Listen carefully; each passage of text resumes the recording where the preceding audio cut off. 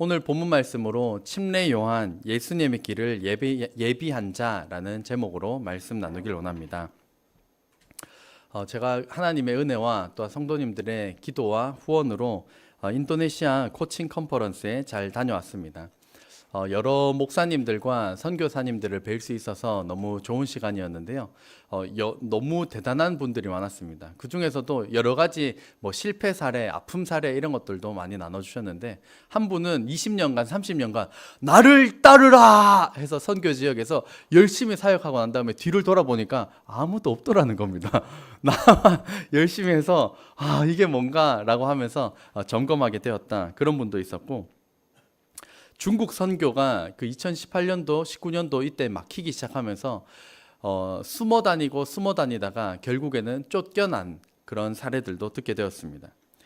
또 그 겉은 되게 허름한 아저씨 같은데 알고 보니까 박사학위가 3개나 있으시더라고요.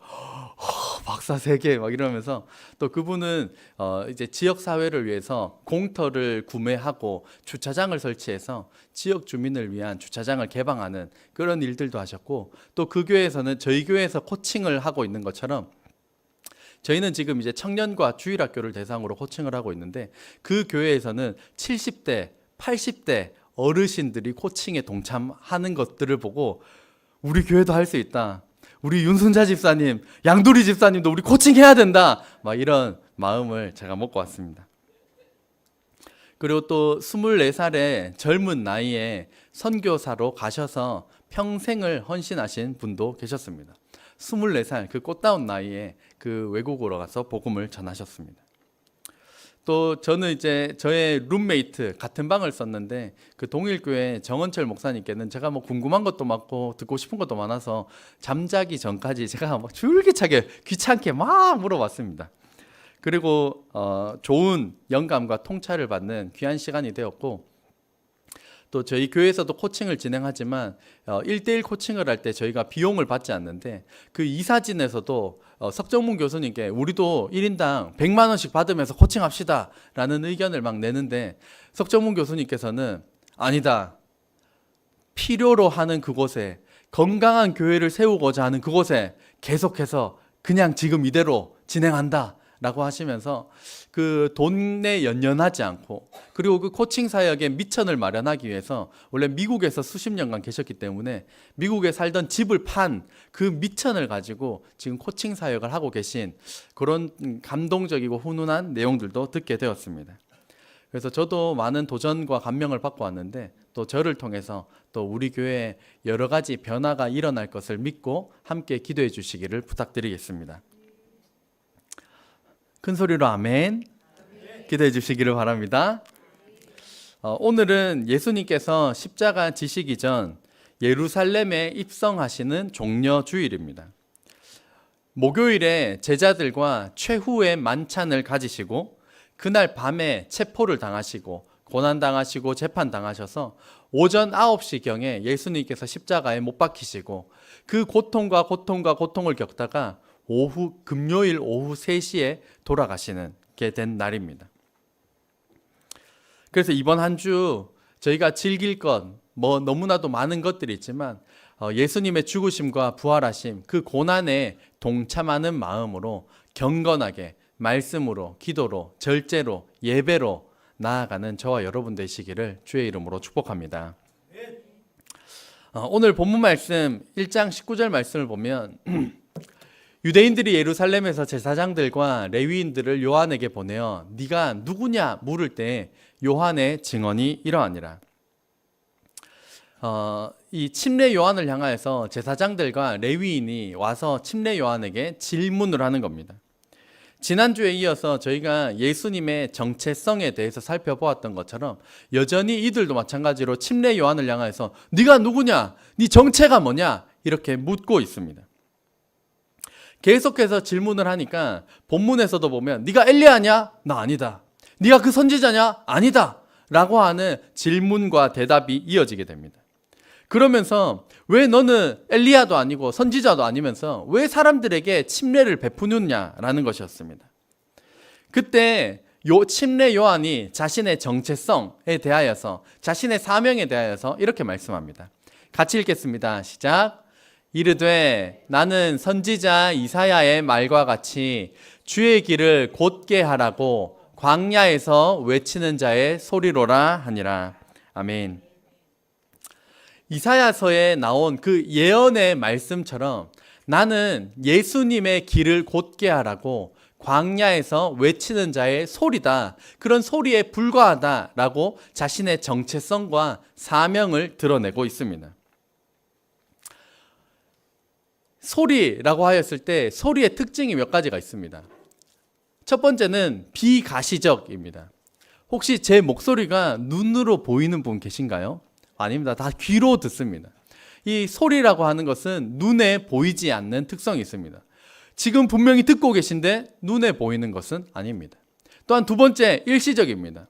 제가 딱 말하는 순간 없어집니다. 소리는 그것을 기록하거나 저장 장치에 넣지 않으면, 그것을 사람 머리에 기억하지 않으면 이것들은 일시적으로 다 없어지는 것에 불과합니다. 그리고 세 번째는 이 소리는 주관적으로 해석한다는 것입니다. 그래서 어떤 음악을 들려줄 때에도 어떤 사람에게는 굉장히 깊은 울림이 있는 음악이 되는가 하면 어떤 사람에게는 우울한 감정을 일으킬 수도 있는 것이 이 소리입니다. 그래서 어떻게 해석하느냐가 중요합니다. 그런데 침례 요한은 자신은 예수님의 길을 곧게 하기 위하여서 광야에 외치는 자의 소리에 불과하다라고 자신의 정체성과 사명을 드러내고 있습니다.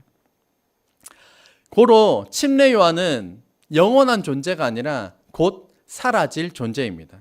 예수님을 드러내고 역사의 뒤편으로 호련히 사라지게 되는 존재가 자신 침례 요한입니다. 또한 그의 말씀, 그의 말들을 기록하거나 기억하지 않으면 다 사라지는 것에 불과합니다.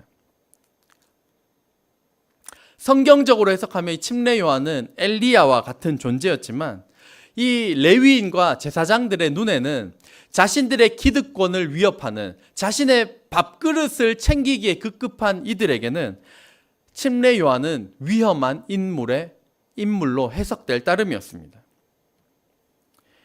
침례 요한이 예수님을 가리켜서 그리스도에 대하여서 너가 그냐라고 했을 때 침례 요한은 아니라고 하면서 자신의 존재를 드러냅니다. 27절 하반절 같이 읽겠습니다. 시작. 나는 그의 신발끈을 풀기도 감당하지 못하겠노라. 아멘.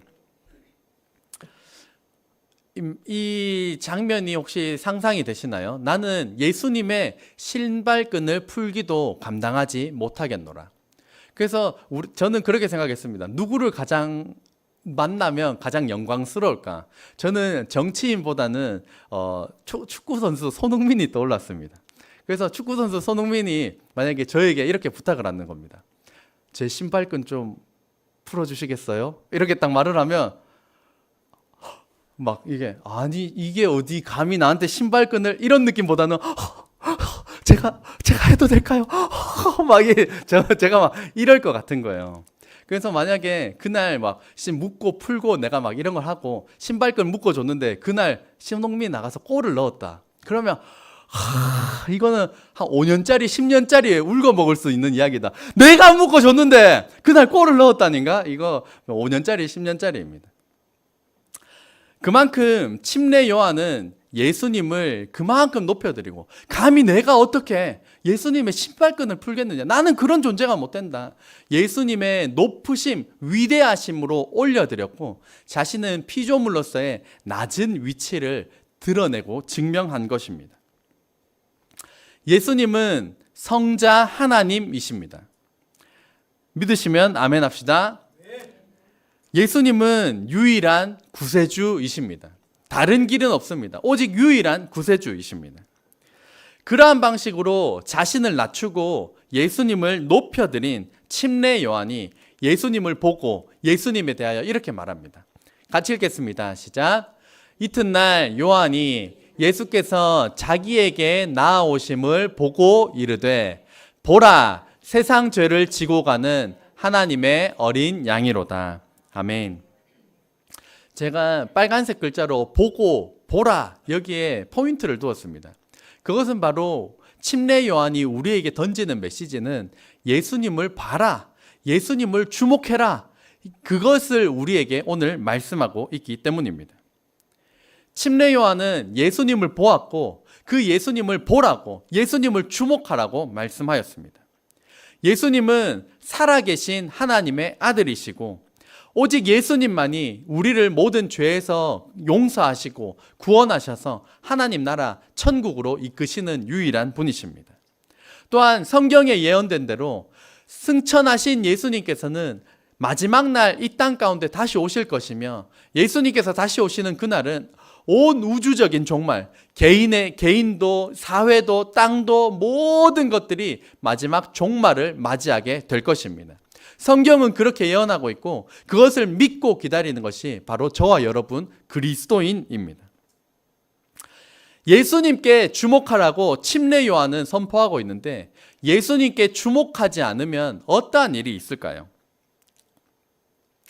먼저 첫 번째로 나 자신에게 주목하면 어떻게 될까요? 찰리 채플린 영화 감독이자 배우였던 사람은 이렇게 말했습니다. 인생은 멀리서 보면 희극, 기쁠 희자를 써서 기쁜 것이고 가까이서 보면 슬플 비자를 써서 비극이다. 멀리서 보면 기쁜데 가까이서 보면 슬픈 게 인생이다 라는 말을 남겼습니다. 자기 얼굴, 자기의 외모도 마찬가지로 좀 멀리서 보면 봐줄만 할 것입니다. 저만 하더라도 좀 멀리서 보면 좀 한데 가까이 나아가서 거울 앞에 두고 가까이서 보면 아이고 막 얼굴에 이게 뭐 장난이 아닙니다. 멀리서 보니까 좀 봐줄만 한 것이지 가까이서 보면 볼수록 정말 봐주기 힘듭니다. 그것뿐만이 아니라 내 외모뿐만이 아니라 내 자기 인생에 대하여서도 뭐 과거에 있었던 일, 과거에 뭐 무슨 일과 사건들에 대하여서 그거 맨날 들여다보고 거기에 너무 주목하고 있으면 인생은 피폐해질 따름입니다. 또한 우리는 다른 것, 돈에 주목하는 인생이 되어서는 안 됩니다. 말씀 디모데전서 6장 10절 같이 읽겠습니다. 돈을 사랑함이 일만 악의 뿌리가 되나니 이것을 탐내는 자들은 미혹을 받아 믿음에서 떠나 많은 근심으로써 자기를 찔렀도다. 아멘. 우리 옆 사람에게 이렇게 말해줄까요? 돈을 사랑하지 맙시다. 시작. 돈을 사랑하지 맙시다. 돈을 이렇게 웃으시는 이유는 너무 사랑하고 있기 때문인가요? 돈 너무 사랑하시나요? 성경은 언제나 돈 필요 없다라고 말하지 않았습니다. 돈 너무나도 필요한 것입니다. 많은 돈이 있어야 또 하나님의 일들도 열심히 할 수 있습니다. 하지만 돈이 하나님보다 중요해서는 안 되고 돈이 사람보다 중요해서는 안 됨을 성경을 통해 말씀하고 계십니다. 돈을 사랑하는 것은 모든 악, 일만 악의 뿌리가 된다라고 말씀하고 있습니다. 돈에 너무 주목하지 마시기를 바랍니다. 돈 하면서 깨어지는 가정 숱하게 봤습니다. TV에서도 뭐 이혼 숙녀 캠프 막 이런 거 전 보거든요. 뭐 가정에 대해서 나누는 오은영 박사님 나와서 하는 프로그램들을 즐겨 보는데 돈 하면서 행복한 가정을 본 적이 없습니다. 다 돈 때문에 싸웁니다. 뭐 재산 가지고 나누면서도 막 엄청나게 싸웁니다. 돈으로 행복해질 수가 없습니다. 그래서 영화 배우 성룡은 자식들에게 유산을 물려주지 않는, 상속하지 않는 이유에 대하여서 이렇게 말했습니다. 유능한 자식이라면 자식이 알아서 벌 것이고 무능한 자식이라면 있는 재산도 깎아 먹을 것이기 때문에 자식에게 유산을 상속하지 않겠다고 하였습니다. 많은 사람이 부자 되기를, 더 많이 가지기를 꿈꾸며 돈에 주목하지만 예수님께서는 돈을 많이 버는 것, 부자에 대하여서 이렇게 말씀하셨습니다. 같이 읽겠습니다. 시작. 낙타가 바늘 귀로 들어가는 것이 부자가 하나님의 나라에 들어가는 것보다 쉬우니라. 아멘. 이 바늘귀라고 하는 것은 저희가 이거 맨눈으로 바늘에 실 넣는 거 정말 어렵습니다. 그 바늘귀에 낙타를 어떻게 집어넣겠습니까? 그게 불가능한 것처럼 부자가 하나님의 나라에 들어가는 것도 그만큼 어렵다는 겁니다. 세상에 너무나도 많은 것들을 가지고 있으면 하나님 나라로부터 멀어지게 된다라는 말씀입니다.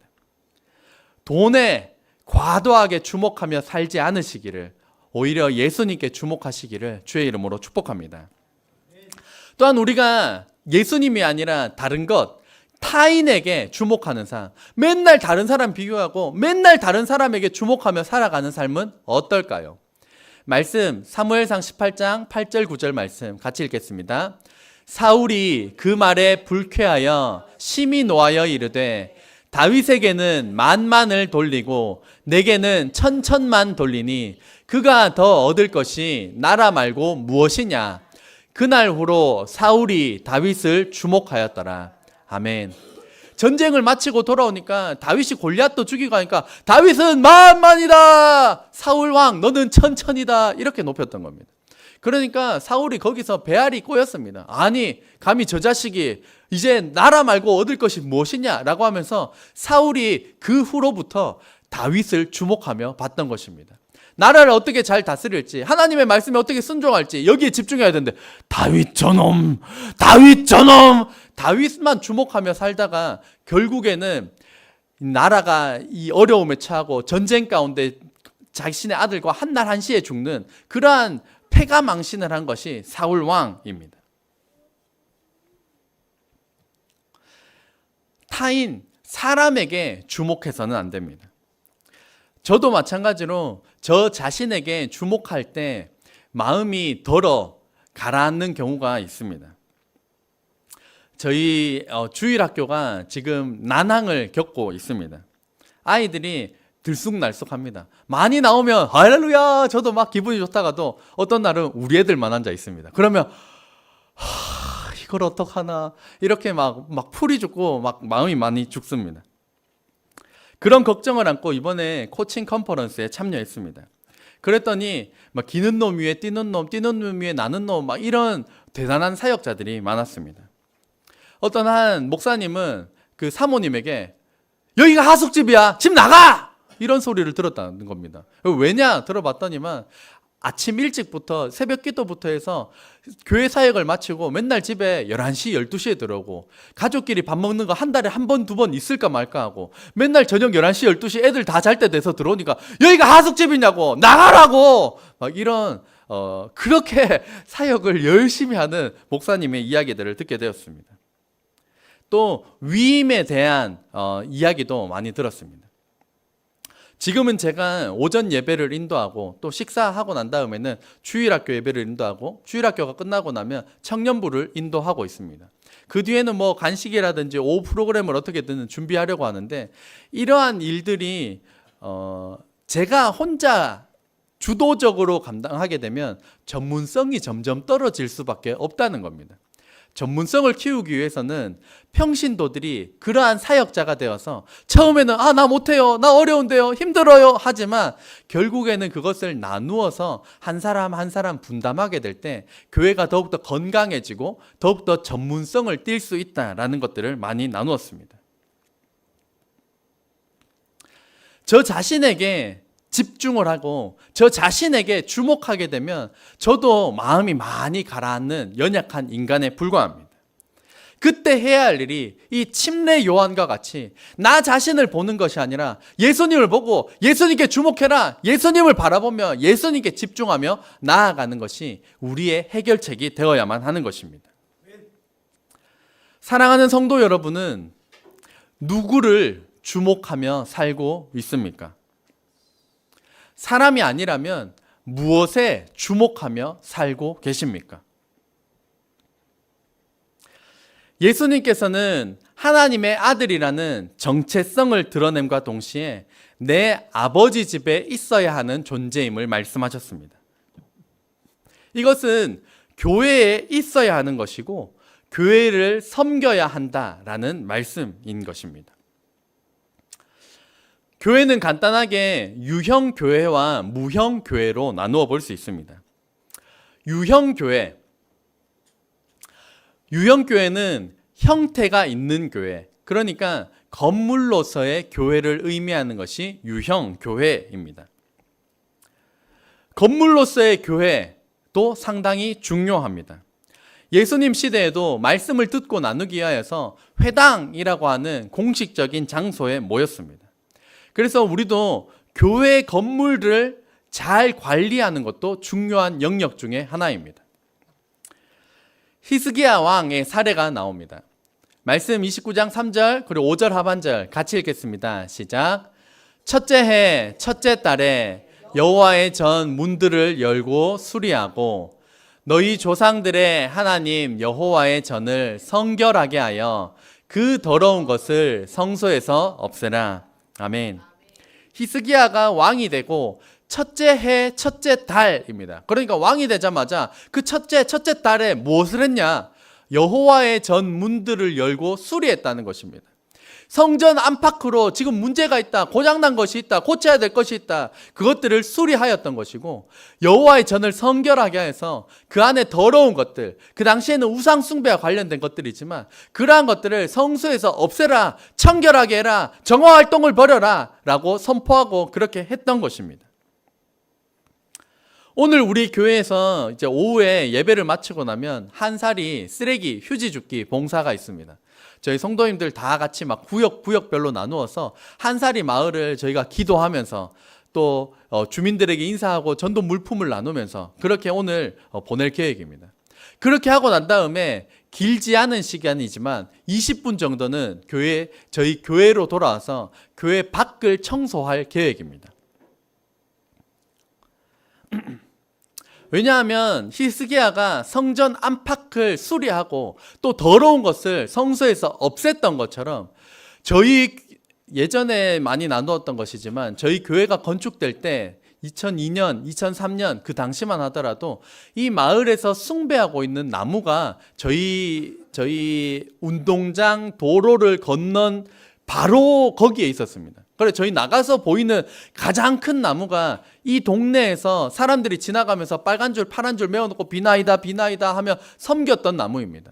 근데 그것이 우리 교회가 건축될 때 하나님께서 태풍을 보내셔가지고 태풍에 그 나무가 반토막이 났습니다. 그래서 더 이상 멋지지 않습니다. 처음에 왔을 때는 굉장히 화려하고 멋졌는데 반토막이 댕강 나버렸으니까 뭐가 멋있겠습니까?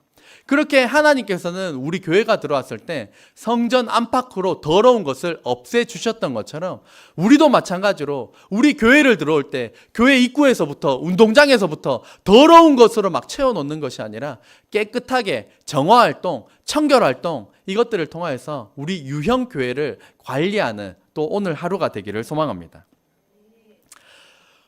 유형교회가 있는가 하면 두 번째는 무형교회입니다. 무형교회는 성경에 나오는 에클레시아인데 그 뜻을 한번 같이 읽어보겠습니다. 시작. 예수님을 구세주와 주인으로 영접한 사람 또는 그 무리.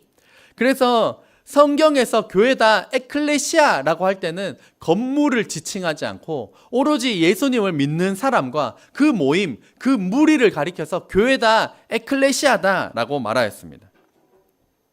예수님의 사명도 이 하나님의 집, 성전에 있는 것이었는데 예수님께서는 교회에 있으면서 무슨 일을 하셨던 걸까요? 저는 이제 신앙생활을 하면서 성도님들을 우리 교회 안에서만 너무 우리끼리만 좋다라고 있는 것은 아닌가라고 하는 질문이 있었습니다. 우리만 너무 우리끼리만 있고 복음이 담장을 넘어가야 하는 것인데 그런 것들이 너무 안 일어나는 것은 아닌가라고 하는 걱정거리가 있었습니다. 그런데 예수님의 사명 또한 이 아버지 집에 머무르는 것이었습니다. 교회에 머무르는 것이었는데 그렇다면 예수님께서도 교회 안에 머무르시면서 도대체 무엇을 하셨는가라는 것입니다. 그렇다면 우리도 교회 안에 머무르면서 무엇을 해야 할 것인가가 예수님의 삶을 통하여 나오는 것입니다. 교회는 예수님의 명령을 따라서 make disciples라고 해서 제자 만드는 사역, 제자 삼는 일들을 우리가 계속해야 합니다. 한번 따라해 보시겠습니까? 제자 삼아야 합니다.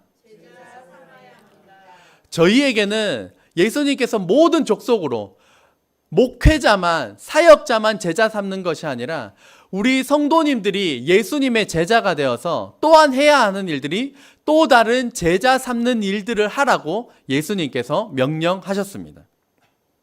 그래서 우리가 제자를 삼고 그 제자가 또 다른 제자 삼는 일까지 나아가는 것이 우리가 교회에 모이면서 해야 하는 일들 중 하나입니다. 저와 여러분은 예수님의 제자가 되셨습니까? 예수님의 제자가 되셨습니까? 제자가 아니라 교회만 왔다 갔다 출석하는 그런 사람이 아니라 예수님의 제자로서 살아가시기를 주의 이름으로 축복합니다. 그래서 내가 먼저 예수님의 제자가 되고 또한 내 자녀, 내 친구, 누군가에게는 우리가 예수님의 제자 삼는 일들, 그 사역들을 우리가 해 나가야 하는 것입니다. 재생산에 이것을 바로 재생산이라고 하는데요. 재생산의 주체는 누구입니까? 바로 저와 여러분, 바로 나입니다. 따라해 보겠습니다. 내가 재생산의 주체입니다. 내가 재생산의 주체입니다. 한번 가슴을 이렇게 치면서 해볼까요? 시작. 내가 재생산의 주체입니다. 누구라고요? 내가. 목사님이, 사역자가, 저 사람이가 아니라 내가 재생산의 주체라는 것입니다. 이 재생산을 하기 위하여서 우리가 교회 안에 머무르면서 예배를 드리고 하나님을 더욱더 사랑하고 그 관계 속에서 성장하면서 기도로 훈련받고 성령의 충만함을 갈망하며 내가 먼저 예수님의 충실한 제자가 되고 또 다른 제자를 재생산하는 일들을 우리가 해 나가야 합니다. 예수님께서 성전에 머무르시면서 하신 일은 무엇입니까? 12 제자들을 훈련하셨습니다. 많은 이들을 향하여서 말씀을 가르치셨지만 12 제자를 훈련하는 사역을 하셨습니다. 마찬가지로 우리도 교회 안에 머물면서 예수님께서 하셨던 일, 나를 좀 더 사랑해 주십시오, 나에게 좀 더 관심을 가져주세요 라고 하는 내 중심의 신앙생활, 어린 신앙생활을 벗어나서 누군가에게 내가 제자를 삼는, 누군가에게 예수님의 사랑을 나누어 주는 일들을 우리가 해야 한다는 것입니다. 언제나 어린아이의 신앙에 머물러서 나에게 좀 더 관심을 가져달라, 왜 나에게 연락을 안 하냐, 초보적인 신앙이 아니라 내가 예수님의 제자가 되어서 또 다른 이들을 예수님의 제자로 세워 나가야 한다는 것입니다. 너무 당연한 것이지만 누구의 제자를 삼아야 할까요? 저에게도 한 목사님이 이렇게 질문해 주셨을 때 내 제자? 라고 대답을 했다가 잘못 혼난 적이 있습니다. 누구의 제자입니까? Jesus disciple, 예수님의 제자입니다. 저희가 하는 일들은 내가 예수님의 제자로 성장해서 예수님의 제자 삼는 일들을 우리가 해야 한다는 것입니다. 만약에 제가 여러분을 제 제자 삼는다면요, 저는 사이비 교주가 될 것입니다. 사이비 교주가 하는 일들이 다 그겁니다. 결국 비스무리하게 만들어서 내 말에 추종하도록 하는 것이 사이비 교주가 하는 일들입니다. 우리가 해야 하는 일들은 예수님의 제자 삼는 것입니다. 제가 제 생각이 아니라 하나님의 말씀을 가감없이 선포할 때 이 하나님의 말씀에 순종하는 저와 여러분 되시기를 주의 이름으로 축복합니다. 이처럼 예수님께서도 성전에 머무르시면서 예수님의 12 제자들을 훈련하셨던 것과 같이 저희도 교회 안에서 사랑 많이 받고 예수님의 제자로 세워져서 나아가 재생산을 하는, 누군가를 예수님의 제자 삼는 일에 동력하는, 동참하여 이 우리 교회를 건강하게 세워 나아가는 저와 여러분 되시기를 주의 이름으로 축복합니다. 기도하겠습니다.